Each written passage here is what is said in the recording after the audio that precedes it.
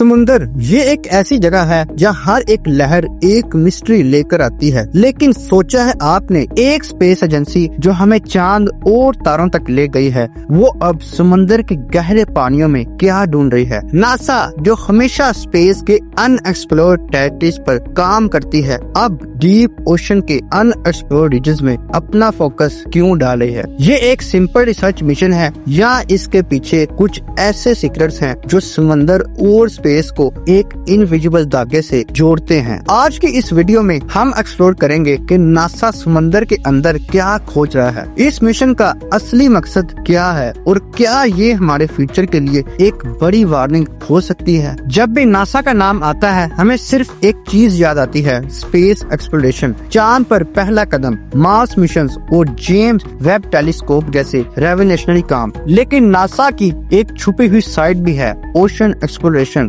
आपको जान के हैरानगी होगी कि नासा के कुछ पहले मिशंस सिर्फ स्पेस के लिए नहीं बल्कि ओशंस के लिए भी डिजाइन किए गए थे। 1960s में जब अपोलो प्रोग्राम चल रहा था, नासा ने एक और प्रोजेक्ट स्टार्ट किया था, सी लैब, और ये एक अंडर वाटर हैबिटेट था जो समंदर के अंदर साइंटिस्ट के रहने के लिए डिजाइन किया गया था। लेकिन ये सिर्फ शुरुआत थी। नासा को समंदर के अंदर कुछ ऐसे पैटर्न्स मिले जो स्पेस एक्सप्लोरेशन के लिए क्रिटिकल हो सकते थे। और फिर 1990s में नासा ने एक और प्रोजेक्ट लॉन्च किया, सेंटिनल-1, और ये सैटेलाइट स्पेसिफिकली अर्थ के ओशन करंट्स और सी लेवल्स को मॉनिटर करने के लिए था। लेकिन ये सब कुछ एक बड़ी पिक्चर का पार्ट था। समुंदर का सिर्फ 20% एरिया ही आज तक एक्सप्लोर किया गया है, बाकी का 80% एरिया आज भी एक मिस्ट्री है, एक ऐसी मिस्ट्री जो साइंटिस्ट को चैन नहीं लेने देती। अब सोचिए, एक ऐसी एजेंसी जो बिलियंस ऑफ डॉलर्स स्पेस पे खर्च करती है,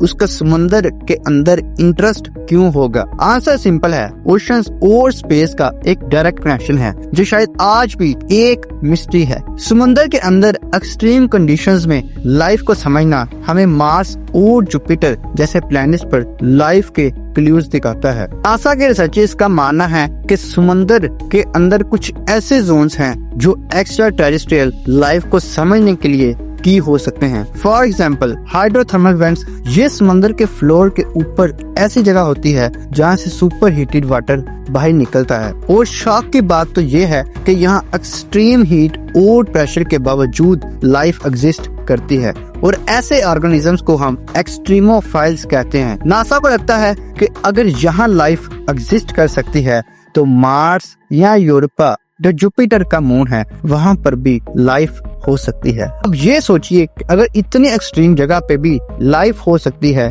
तो क्या ये पॉसिबल है कि यूरोपा के आइसी ओशंस या टाइटन की मीथेन लेक्स में भी लाइफ हो? नासा के रिसर्चर्स को लगता है कि डीप ओशन के एक्सट्रीमोफाइल्स हमें एलियन की लाइफ को समझने का एक ब्लूप्रिंट दे सकते हैं। मारियाना ट्रेंच ये दुनिया का सबसे गहरा पॉइंट है और जहाँ का प्रेशर इतना ज्यादा होता है कि अगर एक इंसान वहाँ जाए तो उसकी बॉडी क्रश हो जाएगी। लेकिन नासा ने वहाँ कुछ ऐसे माइक्रो ऑर्गेनिजम्स को आइडेंटिफाई किया जो ह्यूमन मेडिसिन और बायोटेक्नोलॉजी के लिए फ्यूचर में काम आ सकते हैं।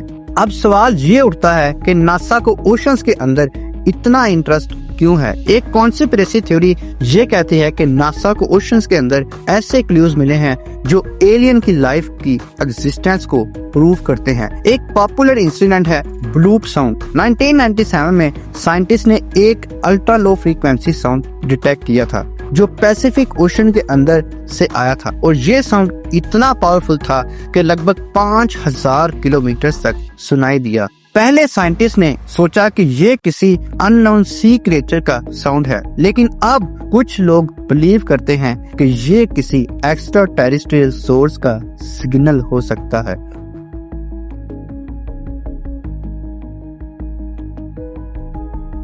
आप सोचिए, अगर समुंदर के अंदर ऐसी कोई चीज हो जो अब तक इंसानी नजरों से छुपी है तो वो क्या हो सकती है? एक एशियन स्पीशीज या शायद एलियन का एक बेस? नासा ने ऑफिशियली इस इंसिडेंट पर कुछ क्लैरिफाई तो नहीं किया, लेकिन उनका फोकस डीप ओशन की अनएक्सप्लोर्ड जोन्स पर बढ़ गया। नासा के ओशन मिशंस का एक बड़ा रीजन है स्पेस एक्सप्लोरेशन के लिए प्रिपरेशन। अब सोचिए, अगर हम एक ऐसे प्लेनेट पर जाते हैं जहाँ सिर्फ पानी है तो वहाँ सरवाइव करने के लिए हमें समंदर के अंदर का पूरा सिस्टम समझना होगा। For example Europa mission. Europa Jupiter का एक मून है जो पूरा आइस से कवर्ड है, लेकिन उसके अंदर एक लिक्विड ओशन है। नासा को लगता है कि अगर वहाँ लाइफ एग्जिस्ट करती है तो वो कुछ समंदर के एक्सट्रीमोफाइल जैसी हो सकती है। नासा अब एक special under water rover develop कर रहा है जो फ्यूचर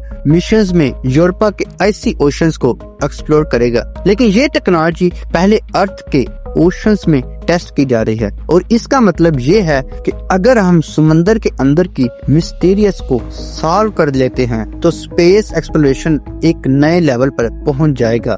और बस यही नहीं, नासा एक अंडर वाटर सबमरीन बनाने की प्लानिंग कर रहा है जो सैटर्न के मून टाइटन के मीथेन ओशंस को एक्सप्लोर करेगी। और अब सवाल ये है कि क्या नासा का असली मकसद एलियंस को ढूंढना है? एक थ्योरी ये कहती है कि समुद्र के अंदर कुछ ऐसे जोन्स हैं जहां मैग्नेटिक एनोमैलीज डिटेक्ट की गई हैं, और ये एनोमैलीज कुछ अंटार्कटिका के मैग्नेटिक जोन्स के जैसे हैं, जहां नासा के सैटेलाइट्स ने कुछ अनयूजुअल सिग्नल्स डिटेक्ट किए थे। क्या ये सिग्नल्स किसी एडवांस्ड अंडर वाटर सिविलाइजेशन का साइन है? नासा इस टॉपिक पर ऑफिशियली कुछ नहीं बोलता, लेकिन उनका रिसर्च पैटर्न इस बात को डिनाई भी नहीं करता। नासा का एक और फोकस है ओशन पोल्यूशन और क्लाइमेट चेंज। समुद्र सिर्फ एक नेचुरल रिसोर्स नहीं बल्कि अर्थ के क्लाइमेट सिस्टम का एक इम्पोर्टेंट पार्ट है, लेकिन पोल्यूशन और ग्लोबल वार्मिंग की वजह से समुद्र का इकोसिस्टम डिस्टर्ब हो रहा है। नासा के सैटेलाइट्स जैसे जैसन 3 और सफोर्ट, जिसे surface water and ocean topography भी कहा जाता है, अर्थ के सी लेवल्स को मॉनिटर करते हैं, और इनके डाटा से ये पता चलता है कि ग्लोबल वार्मिंग की वजह से ग्लेशियर्स कैसे मेल्ट हो रहे हैं और सी लेवल्स कैसे राइज कर रहे हैं। एक शॉकिंग फैक्ट तो ये है कि नासा की रिसर्च के हिसाब से अगर ग्लोबल वार्मिंग इसी स्पीड से बढ़ती रही तो 2100 तक सी लेवल्स 1 से 2 मीटर तक बढ़ सकते हैं, जो कोस्टल सिटीज के लिए एक बड़ी थ्रेट बनेगा। आपको लगता होगा कि स्पेस मिशंस ज्यादा टफ होते हैं, लेकिन सच ये है कि समुद्र के अंदर जाना स्पेस से भी ज्यादा चैलेंजिंग है। जैसे प्रेशर, ओशन के अंदर का प्रेशर स्पेस के वैक्यूम से भी ज्यादा डेंजरस है। और दूसरा विजिबिलिटी, समुद्र के अंदर सिर्फ 200 मीटर तक सनलाइट पहुंचती है और उसके बाद सिर्फ डार्कनेस होती है।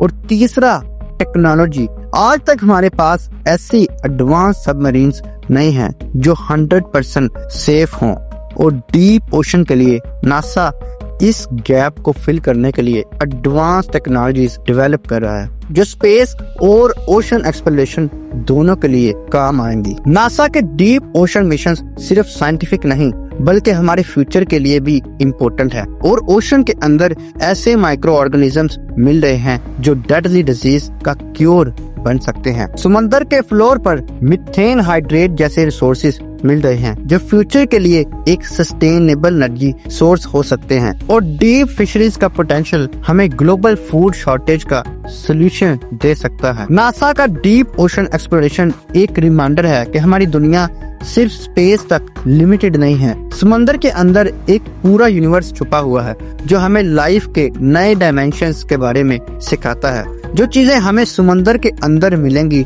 वो शायद स्पेस के मिस्ट्रीज को सॉल्व करने की बन सकती हैं। नासा का डीप ओशन एक्सप्लोरेशन एक साइंटिफिक मिशन है या कुछ ज्यादा ही मिस्टीरियस?